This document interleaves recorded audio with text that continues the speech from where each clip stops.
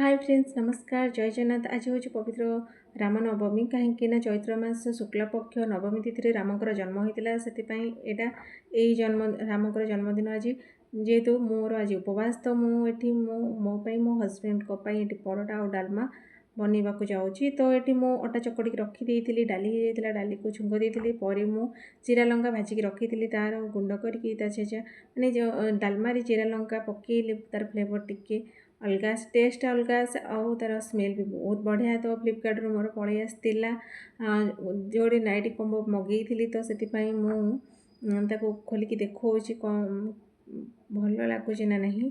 तो मुझे M size मगई मो साइज बाहर आसला पूरा एक्सेस साइज आसला कि आगो टेलर पाखे फिटिंग मारिदेवी। तो इवनिंग इच्छा होता पूरी आउ मिक्स तरकारी खावाई पनीर तो मिलानी तो ये मुझे बनईदेली पूरी आउ मिक्स तरकारी आउ मिक्स तरकारी होममेड मसला पकई रांधि से तार फ्लेवर पूरा बहुत बढ़िया से। आपको जब वीडियो भल लगी लाइक शेयर सब्सक्राइब करें। रही नमस्कार जय।